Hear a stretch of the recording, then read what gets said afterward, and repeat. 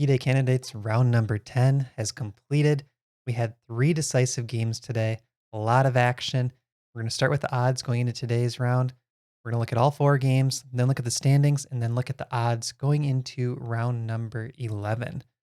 My name is Matt Jensen. I'm a national master, and I run the chessgoals.com website as well as the YouTube channel. So let's start with the odds. Going into today's round, we see Nepomniachtchi way out in the lead. Caruana in second, Nakamura in third, a bunch of players kind of down towards the bottom. So the first game to finish today was Jan Nepomniachtchi with the white pieces, Timur Radjabov with the black pieces.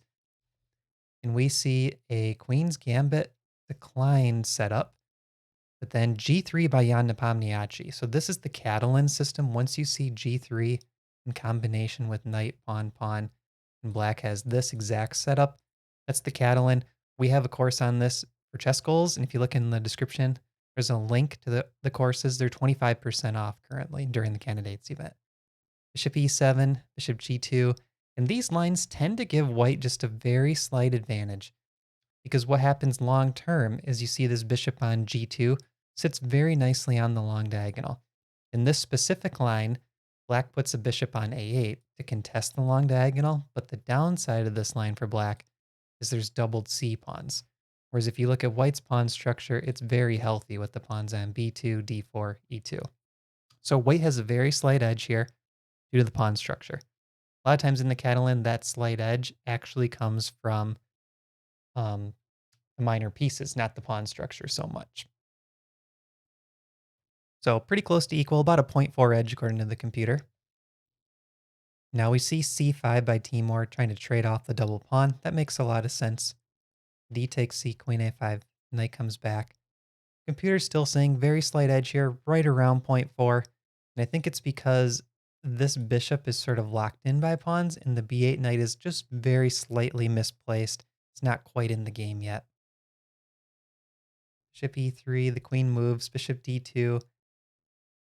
Not a lot going on. The players are shuffling a bit. And coming up here, we have a bunch of trades. Knight takes D5, knight takes, knight E5, and a great move found by Jan Nepomniachtchi, knight back to B6. The problem is white is about to capture this pawn. It's triple attacked. Knight to B6 is the only move that holds it. It does look passive for black, but the issue for white is how do you increase this advantage? White has the bishop pair and the pressure on this pawn. But if you look at the eval, it's still saying 0.2. I mean, it's really nothing for white to write home about. There's not enough here to press for the win yet. So can Jan figure something out to try to increase the weaknesses in black's position? And I think at this point, Jan might have still been playing for the win. He has an hour and 20 minutes on the clock. And Radjabov is down to an hour and 1 minute. We've talked about this many times. Radjabov tends to get very low on the clock, and he can make blunders when we approach move 40. We're currently at move 23. Bishop C3. So he's got both bishops on long diagonals, the knight strongly placed, the queen active, and the rook lined up with the C pawn.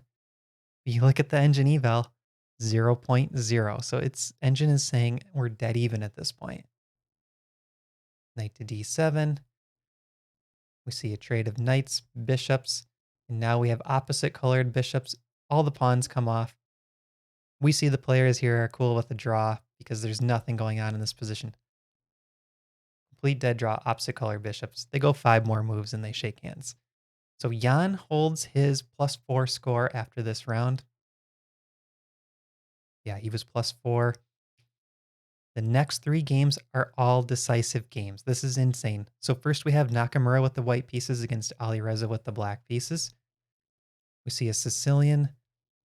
This is the Najdorf variation. Very aggressive by Alireza. He's been playing at this tournament. It's kind of a nice break from a lot of the E4, E5s that we've seen. So players are playing pretty quickly still. Hour and 47, hour and 48. And one thing that the commentators mentioned, this is what Danya Naroditsky said. If you look at how Hikaru plays, he always keeps very solid pawn structures. Everything looks solid for white. He likes to play against weak pawn structures for the opponent. This is a very double-edged pawn structure for black. There's a lot of center pawns, so f5 can be played, targeting e4. Rook to g8 can be played, putting the rook on the open half-open file. But those are also potential weaknesses for black. So let's see if Hikaru can take advantage of this. And Hikaru actually was interviewed after the game. He said around this point, he knew that Alireza probably thought that Alireza's own position was better than Hikaru's. So he kind of used some psychology here to figure out, okay, black thinks they're better here. I'm going to put them into this line where they think they're better, but actually I know my position's better. This is really good preparation by Hikaru. So he avoids the queen trade. And I think the reason he avoids the queen trade is in long term, he knows that the black king is weaker than the white king. And this is something that I've seen while analyzing games of players below 1400 in particular. King safety tends to determine who wins and loses the game. I know oftentimes we like to think like, oh, it's just a blunder, just a silly mistake. But oftentimes it's the king's safety that leads to those mistakes and blunders. So now Firouzja is getting ready to castle. But look at Nakamura's position, complete control of the d file. So there's no rook to d8 for black. The d7 square is under control by Nakamura, and that king is slightly exposed. But at first glance, it appears, well, there is a bishop and the knight nearby for black. That should be okay, right? That king can't be too weak out on g8. Let's see what Nakamura does. Starts with pawn to h3. Now he plays c5, not the computer's favorite move. The computer prefers bishop to c5, knight to d2, and trying to reroute the knight up to e4. But I do understand why Nakamura played this. If he gets the pawn up to b4, he creates this pawn wedge with a protected pass pawn on c5. So oftentimes one type of imbalance advantage in the position is not enough to play for the win. So his first imbalance advantage is the king safety. A lot of times you need to have a second imbalance advantage. That's what Hikaru is doing here. He's creating a second advantage with the pass pawn. So ignore the engine for this move. I still think it's a good idea. And it encourages a blunder by Firouzja. Firouzja should have played pawn to a5, preventing b4. But for some reason, he missed that idea. Pawn to b4, and now Naka's in the driver's seat with a plus 2.5 advantage. He has the king safety advantage and the protective pass pawn advantage. And now we see a mistake by Firouzja, knight to d4. I think at this point, he was probably just psychologically beaten up. He knew that the position had been going downhill. He thought he was better. All of a sudden realizes he's worse. And here he makes a mistake. Knight takes d4. Queen takes the rook. So he wins the exchange here. He dropped the knight, but got the rook. But look what happens. This knight plants on a beautiful square f5, targeting these dark squares around the black king. The queen's ready to come in. The bishop's ready to come in. And black's rooks are sitting back here helpless in terms of defending the black king. So won the exchange, but it was definitely a mistake. Hikaru finds a great move. Queen to h5, starting to create threats around the black king. Rook e8, rook a1. So he wanted to avoid that rook trade.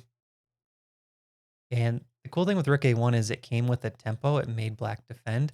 And now bishop to h6 is played, threatening maybe bishop takes bishop, followed by queen h6. Very close to a mating net here. King h8, rook a3. We've seen this a few times by Nakamura. This is genius. He knew to move the rook from d1 to a1 because it can come to a3 and cycle back around to the king's side. We've seen this time and time again by Nakamura. He's really good at finding these rook lifts, and a lot of them tend to be on the a file, it seems like. So Firouzja takes b4, but that allows bishop takes, followed by queen h6, threatening a mate. And when the rook comes to block g7, the other rook comes to g3 for white, threatening this capture. Rook takes g3, f takes g3. This is a forced checkmate in 5 moves. All black can do is throw in a couple checks, and then we're going to see checkmate on the board. So Hikaru Nakamura gets a win. This puts him back onto a +1 score. He's 3 points behind, 3 wins behind Nepomniachtchi. So either Hikaru needs to win 3 out of the last 4 rounds, and Nepo needs to just end up with an equal score, or Nepo needs to lose at least 1 game to kind of let Hikaru get back into it. The third game to finish, we have Richard Rapport with the white pieces, Dingler in with the black pieces. And we see an e4, e5, Roy Lopez. So many king pawn openings this tournament. All of this is pretty standard. This is like mainline Roy Lopez. Usually white wants to play for d4, bring this knight around either to e3, sometimes to g3. And black goes for this big queenside expansion. So look at that. All of black pawns are very active. Dingler only has one pawn on its starting square, the pawn on f7, which is pretty crazy. Knight h5, a3. So this game doesn't look too imbalanced at this point. You know, the pawns are pretty wild. Neither side is really keeping their pawns back at home. I do like how Rapport's king is tucked safely on h1. It's good king safety for white. But he does also have to be aware of the fact that there could be a pawn storm coming at his king later. So he wants to be able to open up the center if needed. Okay, this is the first inaccuracy of the game. Bishop to d5. So the best move here is b takes c5, bishop takes, and then a4, trying to open up the queen side a bit, take advantage of kind of black's advanced pawns over here. And that's an equal position. Bishop to d5 does give a slight edge for black with c takes b4, but it's still close to equal. It's around 0.4. So g4 was played, bishop h4, and now we're kind of back into equal territory. g4 attacked the knight, the bishop hits the queen, and then the knight moves. So equal territory again.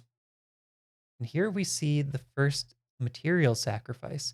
After c takes b, a takes b is played, sacrificing the c pawn, and Ding takes it. Now at this point you might be thinking, okay, well where does white's counterplay come from? There's an extra pawn, it's sitting on a6. That means this b pawn is probably weaker because there's no pawn on a3. Where does white's counterplay come from? It's going to be striking back in the center or maybe even the king side. Knight to e2 played, and the idea is white wants to play pawn up to f4. So rook to c7, getting the rook back to safety. Pawn f4. Now we see an inaccuracy by Dingler, just a small one. Pawn to f6. Castling is supposedly a little bit better, but they're close.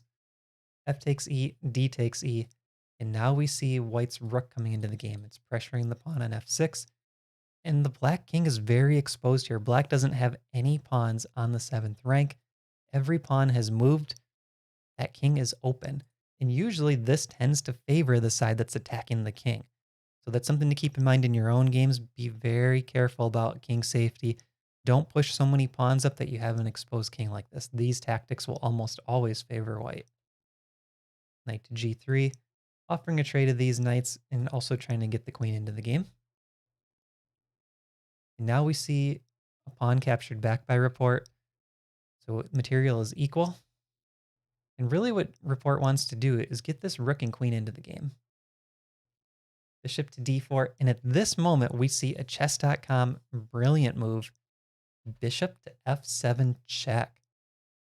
If the king captures f7, there's bishop takes e5. That's a discovered check, winning the black queen. What a move. So the king can't capture. King to d7, rook to d1, rook c2. And now we see another crazy move by Rapport, knight to c4. Look at this move. There's no reason you would even think to play knight to c4 in a normal game. The idea is after b takes c4, d takes c4, he's got bishop to a4 cutting across this diagonal. This bishop cuts across this diagonal. And he has rook and queen both on open files. Very creative attacking play by Rapport, and the computer is not complaining about this either. Rook to c6, and now bishop to a4. Great move, pinning the rook to the king. And Dingler just feels kind of stuck here. King c7, sidestep in the pin. And now Rapport cashes in on that material, and we're back to even in terms of material count. It's 2 pieces for black, a rook and pawn for white. Typically, this does favor the 2 minor pieces, which is what Dingler has in this position. But the king is exposed for black, and there's kind of these nice pawns for white. It makes it pretty much balanced according to the computer. Pawn to b5, pressing those pawns, it makes a lot of sense. You got to push your passed pawns. And the white king is still very safe. Like the king has been safe all game. All right, so now bishop takes c5 is played. Rook c1, pinning the bishop. Queen d6, queen c4, threatening to win the bishop. Knight d3, and look at how Dingler is using his pieces. What a nice setup. Just keeping everything defended. That light bishop is ready to come into the game next. Rook to c3. We see a mistake by Rapport. And if you look at the clocks, we have an hour and 3 minutes for Ding. We have 35 minutes for Rapport. And we just hit move 41. So they just got their bonus. But that means Rapport only has 35 minutes for the next 20 moves. So it's about a minute and a half per move with no increment. Rook c3. So a little bit of a mistake. Bishop to e7 is actually the best move, deflecting the queen away and then winning the knight. So a takes b5 played. Rapport wins the knight on d3. This trade occurs, and now we have rook for bishop. And at first glance, you might look at this and think, well, Rapport's actually up 1 point of material. Isn't a rook always better than a bishop and a pawn? So it's bishop and pawn for rook. The rest of the pawns are equal. The problem here for white is the king that's been safe all game long is actually stuck. That bishop on d4 boxes out the king. That white king is helpless. And this pawn is just going to march up the board, and this bishop is going to help out. How does the white rook alone stop a black pawn supported by 2 bishops? And the king is also nearby for black as well. That king is ready to come right up the board and help out this pawn to promote. Now we see a blunder by Rapport. And this is a hard one to understand. The only good move in the position, and it's still 1.6 for black, is rook to d1 and swing the rook over to b1 as quickly as possible. For bishop here, this king starts coming up to help, and Rapport gets a little bit desperate, takes the bishop, and I understand why. The writing's on the wall. This pawn is just going to march down the board and can't easily be stopped. So he sacks the rook, gets this opposite colored bishop endgame, material is equal, but this pawn is so far advanced and that king is out of play that this king is ready to come box it out with king to c2. And you might be wondering here, what's wrong with king to d2? There is also king to a2 and then push the pawn. So let's say, this will be instructive. King d2, king a2. Could white play king c1? Blockade this square. There's bishop to b7 coming on this diagonal, and this pawn's also going to run. So if black gets past pawns on both sides of the board, that'll be enough to get the win. All right, so in the game we had king b3, king f4. Rapport's going for these pawns, even though this one's defended on g4.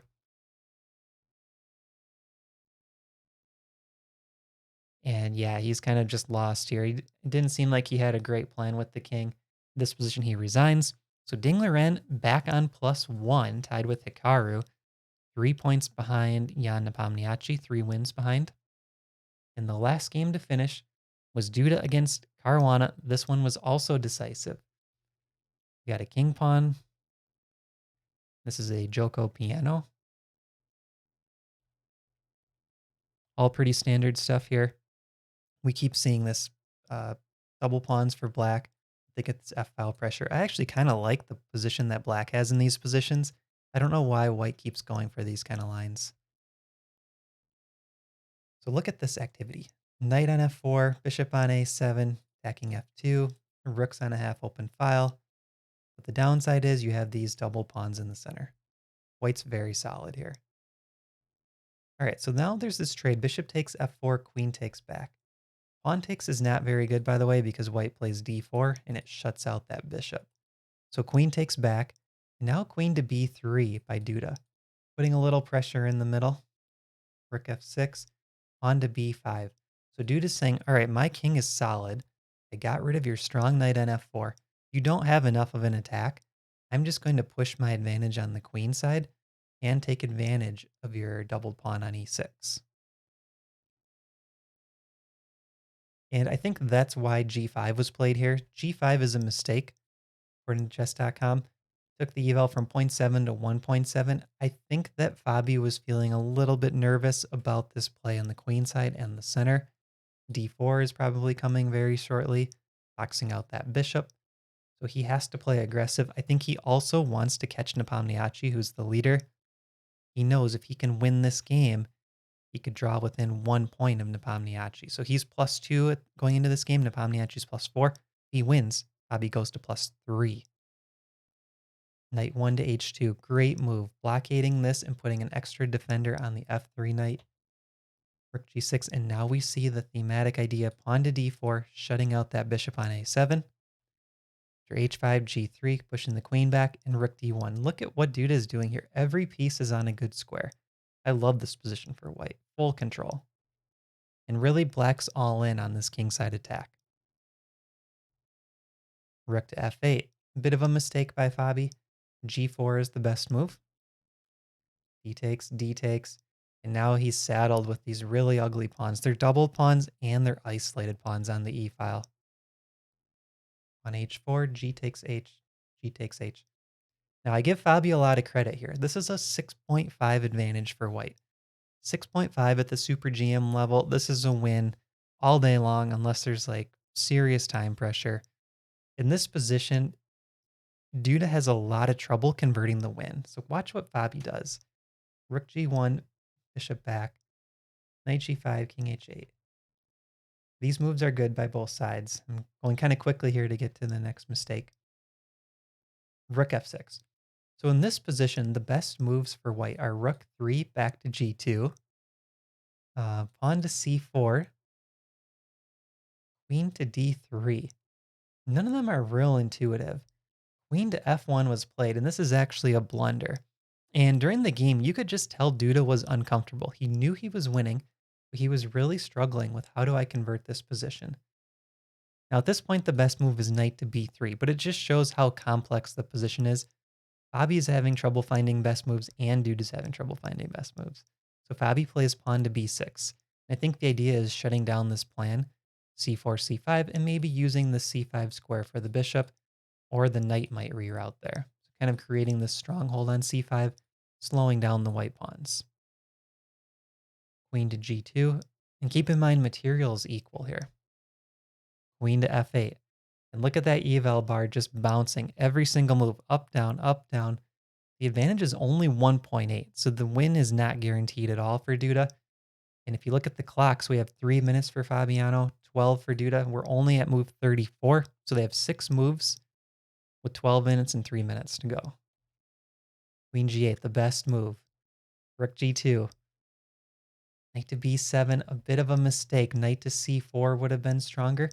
And then bringing the knight down to B2, or maybe it could even head to D1 and create some weird issues for white on the first rank. But knight to B7 played, and now we see a brilliant move by Duda. This is where he starts really pressing the pedal, getting that advantage.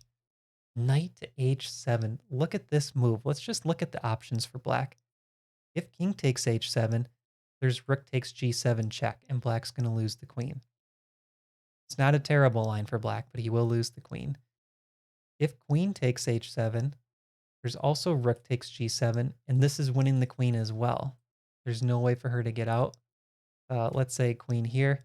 There's actually queen to G3, and this is going to be a forced checkmate. So knight to H7, this rook takes, black gets mated. There's no good way to take. So Caruana plays rook F to G6. Now rook takes, knight to G5. Very strong sequence by Duda. That knight's on a monster outpost. And then he plays F4. Wins the bishop. So let's just back up and look at that again. The idea with F4 is there's going to be a fork of the bishop and rook. If takes on F4, which looks like kind of the natural move, there's still pawn to E5. And at this point, if bishop takes E5, there's actually queen to F3, hitting the knight and the pawn on H5. There's a lot of crazy tactics here, and we're looking at 3 minutes versus 1 minute on move 39. So these players are just essentially playing a blitz game with the result of the game hanging on the line here, just in these couple moves heading to time control. F takes E, bishop takes, knight back to F3, queen moves, and now knight takes E5. So this was a double attack. Rook attacks queen, knight attacks bishop. Now at this point, we're looking at +3 material advantage for Duda. and the computer's saying +7. And at this point, he was able to convert pretty comfortably. The game goes quite a bit longer, but essentially he looks for trades that help him out. No issues here. Queen trade happens, and dog's about to sneeze. Rook takes d6. So now we get a rook and knight and pawn against a rook and two pawns. This can be tricky. If it's just rook and knight against rook, it's very tricky. But Duda plays this very confidently. King f4, and we see resignation because rook to d6 check is coming. And essentially what Duda is trying to do is prove that he can either get black in a mating net or he can win both pawns cleanly. So for example, if rook to g4 check, this feels very natural. There's king to e5. There's no rook takes pawn because the knight is actually heading to f5, which is a perfect square. The rook and the king are both coming up trying to mate the black king. Black can't defend this pawn. Black can't capture this pawn. So super GM level, they know that this is a complete win for Duda. Caruana resigns. So Caruana unfortunately slips down to a +1 score. Here's a look at the scoreboard. Nepomniachtchi at 7. We have 3 players at +1, 5.5. That's Caruana, Nakamura, and Ding. Radjabov at 4.5 points. And then we have 3 players down here with 4 points. Now, how does this affect the odds going into the next round, excuse me. Going into round 11, here's the odds. So we have Nepomniachtchi up here at the top. This is 80% chance to win. So 4 out of 5 times, if we just keep rerunning this situation over and over, 4 out of 5 times Nepomniachtchi is going to win. He's dominating on the scoreboard, that's for sure. But 80% is not 95% or 100%. This is still a tournament that could be won by these other 3 that are on +1 scores. Nakamura still has yet to play Nepomniachtchi. That's coming up in round 12. Caruana and Ding have already played Nepomniachtchi. So I think, best chance for someone to catch Nepomniachtchi is probably Nakamura, because if he beats Nepomniachtchi in their game, that will bring Naka up 1 and Nepo down 1. So at this point, we're looking at 7% for Caruana, 7% Nakamura, 5% for Ding. So I'll see you guys in tomorrow's recap. Wow, what a game. What a bunch of games today. A lot of excitement. Thanks for watching.